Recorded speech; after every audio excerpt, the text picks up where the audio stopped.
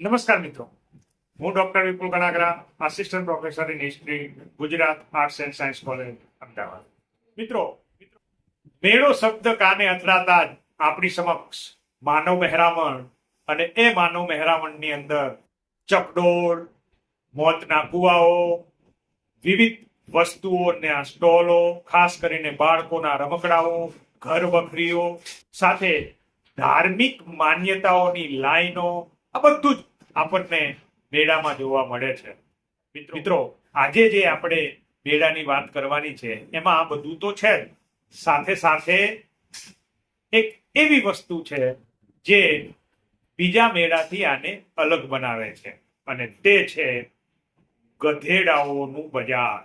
જી હા મિત્રો, તમે બરાબર સાચું જ સાંભળ્યું છે કે આ મેળાની અંદર હજારોની સંખ્યામાં ગધેડાઓનું વેચાણ કરવા માટે આવે છે અને ગધેડાઓને ખરીદાય પણ છે, અને એ છે ગુજરાતનો વૌઠાનો મેળો.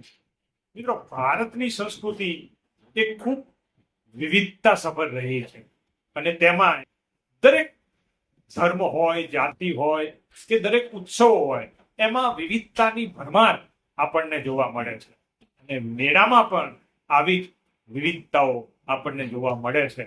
અને ત્યારે રમેશ પારેખની એક કવિતા કહેવાનું મન થાય કે મન પાંચમને મેળે સૌ જાત લઈને આવ્યા છે.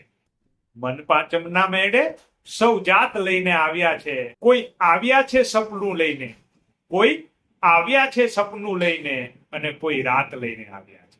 કોઈ ફુગ્ગાનું ફૂટવું લાવ્યા, કોઈ ફુગ્ગાનું ફૂટવું લાવ્યા, કોઈ દોરાનું તૂટવું લાવ્યા, કોઈ દોરાનું તૂટવું લાવ્યા, કોઈ અંગત ફાડી ખાનારું એકાંત લઈને આવ્યા છે. મિત્રો, ખરેખર આ પંક્તિ સમજવા જેવી છે. એક સમય એવો હતો કે લોકોને આનંદ પ્રમોદ માટે કોઈ એવા સાધનો નહોતા જેવા કે આજે છે કે વિવિધ પાર્ટી, મોટા મોટા સમારંભો, આ બધું નહોતું. ટીવી, મોબાઈલ, ઇન્ટરનેટ, આવું બધું નહોતું. ત્યારે લોકો નવરાશની પળોમાં પોતાના આનંદ માટે, ખરીદી માટે અને આધ્યાત્મિકતા માટે શેનો ઉપયોગ કરતા? તો એ મેળાનો ઉપયોગ કરતા અને મેળામાં જઈ અને લોકો તાજગી અનુભવતા. આજે જે મેળાની વાત કરવાની છે એ છે વૌઠાનો મેળો.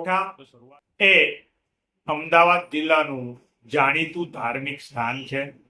તે ધોળકાથી 16 કિલોમીટરના અંતરે વૌઠામાં આવેલી 7 નદીઓના સંગમ સ્થળે કારતક સુદ 11 થી પૂનમ સુધી મેળાનું આયોજન થાય છે. મિત્રો, ભારતભરમાં વર્ષે હજારો મેળાઓ ભરાય છે અને એમાંય ગુજરાતમાં વર્ષ દરમિયાન 1600 જેટલા મેળાઓનું આયોજન થાય છે. એમાં આ વૌઠાનો મેળો છે એ બધાથી અલગ છે, કારણ કે આ મેળો માનવ મેળા સાથે પશુ મેળો પણ છે. આ મેળામાં 11 થી 13 સુધી પશુ મેળો ચાલે છે અને 13 થી પૂનમ સુધી માનવ મેળાની શરૂઆત થાય છે. આ મેળા વિશે 2 પૌરાણિક માન્યતાઓ પ્રચલિત છે. એક એવી છે કે મહાભારતના સમયમાં પાંડવો પોતાના વનવાસ બાદ અજ્ઞાતવાસ દરમિયાન વિરાટ નગરી એટલે કે ધોળકામાં રોકાયા હતા અને કારતક સુદ 11 થી પૂનમ સુધીમાં આ સપ્ત નદીના સંગમ સ્થાને પાંડવો પણ અહીંયા આવ્યા હતા. તેઓએ હસ્તિનાપુરનું રાજ્ય મેળવવા અહીં વિચારણા કરી હતી. 5 પાંડવોમાં અધિકાર જ્ઞાની એવા સહદેવે સલાહ આપી કે કારતક સુદ પૂનમના દિવસે શુભ મુહૂર્ત છે, તે જ દિવસે યુધિષ્ઠિરનું રાજતિલક કરવામાં આવે તો હસ્તિનાપુરની ગાદી મળે તેમ છે. એટલે આ જ સ્થાને રેતીનું સિંહાસન બનાવી મહારાજા યુધિષ્ઠિરનો રાજ્યાભિષેક કરવામાં આવ્યો હતો. અહીંયા પાંડવોએ શિવલિંગની પણ સ્થાપના કરી હતી અને ત્યારબાદ આદ્ય જગતગુરુ શ્રી શંકરાચાર્યએ અહીં પધારીને આ મઠની પણ સ્થાપના કરી હતી. આ સ્થાન પાંડવોની ગાદી તરીકે પણ પ્રસિદ્ધ છે. પુરાણોએ આ સંગમ સ્થાનને સપ્તધારા તીર્થ પણ કહ્યું છે. અહીં સાબરમતી, ખારી, હાથમતી, વાત્રક, મેસવો, શેઢી અને માજમ જેવી 7 નદીઓનો એક અદ્ભુત અને વિરલ સંગમ થતો હોવાથી ત્યાં સ્નાન કરી અને તર્પણ વિધિ કરવા માટે પણ હજારો લોકો અહીંયા ઉમટી પડે છે. મેળો માલવા આવેલા લોકો નદીના પટમાં તંબુ નાખીને રહે છે. અને ત્યારે રમેશ પારેખની કવિતાની એક ખરેખર યાદ આવે છે કે કોઈ ઝરમર ઝરમર છાંયડીઓ, કોઈ ઉભડક ઉભડક લાગણીઓ, કોઈ ફાળ તો કોઈ તંબુની નિરાત લઈને આવ્યા.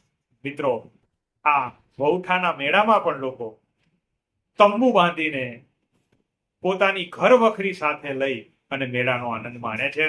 બીજી એક માન્યતા એવી છે કે અહીં ભગવાન શિવના પુત્ર કાર્તિકે અહીં આવ્યા હતા અને પૂર્ણિમાના દિવસે તેમણે અહીં સપ્ત નદીના કિનારે સ્નાન કર્યું હતું. એટલે લોકોમાં પૂર્ણિમાના દિવસે સ્નાન કરવાનું વિશેષ મહત્વ છે. મેળામાં હાટડીઓ, મોટી દુકાનો, મદારી, જાદુગરો, નટ, ભવાયા અને સર્કસના ખેલો ખેલાય છે. ચગડોળ, ખાણીપીણી વગેરે મનોરંજનના સાધનો હોય છે. રાત્રિ ભજન મંડળી ઉપરાંત તાલુકા પંચાયત ધોળકા દ્વારા સાંસ્કૃતિક કાર્યક્રમોનું પણ આયોજન કરવામાં આવે છે. વહુઠા કાર્તિક સ્વામીનું સ્થાન હોવાની માન્યતા છે. તેથી મેળાના દિવસો દરમિયાન કાર્તિક સ્વામીના પગલાનું પૂજન થાય છે. ગામમાં સિદ્ધેશ્વર મહાદેવનું મંદિર છે. મંદિરમાં શિવલિંગ સ્વયંભૂ હોવાની લોકોની માન્યતા છે. તે વિક્રમ સંવત 1215 કે ઈસવીસન 1159માં અસ્તિત્વમાં આવ્યું હોવાનું મનાય છે. હજારો યાત્રાળુઓ, વેપારીઓ અને ગ્રામ્ય પરિવારો અહીં ભેગા થાય છે. તંબુઓ ઉભા થાય છે, બજાર ઉભરાય છે અને પૂરેપૂરો વિસ્તાર એક ઉત્સવ નગરી બની જાય છે. રાત્રે દીવડા ઝગમગે છે, આરતીઓનો અવાજ ગુંજે છે અને નદીના તરંગો અને ભક્તિની ધૂન વહે છે. આ દ્રશ્ય એટલું પવિત્ર લાગે છે કે મન જાણે ભક્તિમાં તરબોળ થઈ જાય છે. વહુઠાનો મેળો વધુ પ્રસિદ્ધ છે એક અનોખા કારણસર, અને એ છે ગધેડાનો મેળો. અહીં હજારો ગધેડાઓ વેચાણ માટે લાવવામાં આવે છે. કેટલાક લોકો પોતાના ગધેડાને રંગે છે, ચમકદાર દોરડા બાંધે છે અને સ્પર્ધા પણ થાય છે કે કોનો ગધેડો સુંદર લાગે છે. મેળામાં માત્ર ગધેડા જ નહીં, ઊંટ, ઘોડા, બળદ અને અન્ય પશુઓનું પણ વેચાણ થાય છે. ખેડૂતો, પશુપાલકો અને વેપારીઓ માટે આ મેળો એક મોટું આર્થિક મંચ છે. અહીં ધર્મની સાથે સાથે સંસ્કૃતિ પણ થબકે છે. લોકનૃત્ય, ગરબા, ભજન કીર્તન અને હસ્તકલા બધું અહીં જીવંત છે. બાળકો માટે રમકડા, ખાવા માટે ખાણીપીણી અને સ્ત્રીઓ માટે આભૂષણો અને કપડાં દરેક માટે કંઈ ના કંઈ છે. સાંજના સમયે જ્યારે દીવડા પાણીમાં તરવા લાગે છે ત્યારે આખું વહુઠા ગામ પ્રકાશિત અને આનંદથી ઝગમગી ઉઠે છે અને તે ક્ષણ ખરેખર જોવા જેવી છે. કાર્તિકી પૂર્ણિમાના દિવસે હજારો લોકો નદીના સંગમમાં નહાય છે. એક એવી માન્યતા છે કે આ સ્નાન કરવાથી સર્વે પાપ ધોવાઈ જાય છે. વહુઠાનો મેળો એ ફક્ત ધાર્મિક મેળો નથી, એ ગુજરાતની સામાજિક એકતાનું પણ એક પ્રતીક છે. જુદી જુદી જાતિના જુદા જુદા ધંધાના લોકો અહીં ભેગા થાય છે, વેપાર કરે છે, સંબંધો બંધાય છે અને ભાઈચારો પણ વધે છે. આ મેળો બતાવે છે કે કેવી રીતે ગ્રામ્ય જીવનમાં પણ સંસ્કૃતિ અને સહઅસ્તિત્વ જીવંત છે. હવે મેળો વધતા પ્રવાસીઓ સાથે લોકપ્રિય બની રહ્યો છે, પરંતુ તેની સાથે સાથે કેટલીક મુશ્કેલીઓ પણ વધી છે, જેમ કે સ્વચ્છતા, ભીડનું સંચાલન, પર્યાવરણ સંરક્ષણ.